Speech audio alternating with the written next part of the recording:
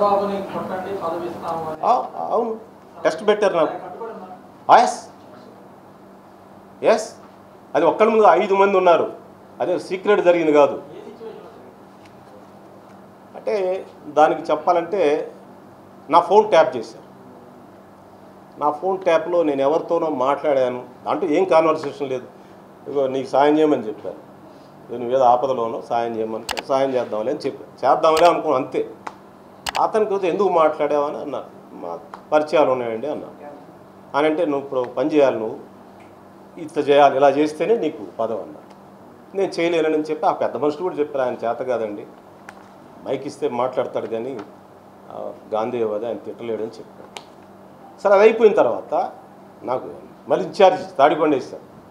తాడికొండ వేసి అది ఉంచారా, మళ్ళీ పాపం ఇంకెవరికి ఇచ్చారు, అతను ఉంచారా, మళ్ళీ నాకు ఇస్తా ఉన్నాను. మళ్ళీ మూడోసారి నాకు ఇస్తాను. 4 సార్లు నాకు ఇచ్చి తీసేసాను. సరే చేస్తే చేసావు.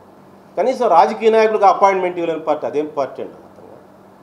అపాయింట్మెంట్ నోచుకోలేని పార్టీలో పనిచేయాలని మీరు ఎవరైనా నాకు అర్థం కాదు. ఎవరైనా ఏ రాజకీయ నాయకుడైనా పదవులు వస్తాయి పోతూ ఉంటాయి.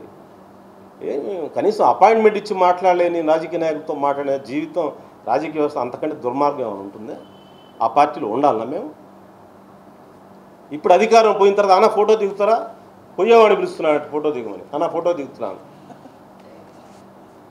అందువల్ల నేను ఇప్పటికేం చెప్తాను, నన్ను చీట్ చేసినట్టుగా నన్ను మీరు ఆహ్వానిస్తే నేను వచ్చాను.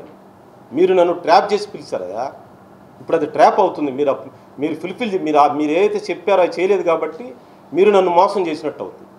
మీరు పిలిస్తే నేను వచ్చాను. నేను ఎవరి దగ్గరికి వెళ్ళా. శశికళకు చెప్పు నేను ఎవరితో వెళ్ళి అడిగాను.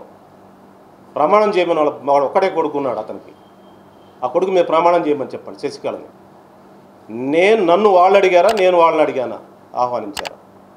ఎవరైనా సరే ఉన్న పెద్దలు, నాతో మాట్లాడే పెద్దలు ఎవరైనా సరే నేను అడిగానా, వాళ్ళు నన్ను అడిగి ఆహ్వానించారా?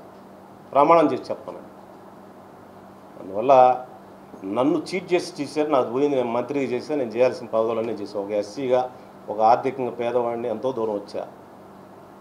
నాకేం అవసరం లేదు. ఇప్పుడున్న వాడి కనకారాలను చీట్ చేయబాకండి పాపం. అతనికి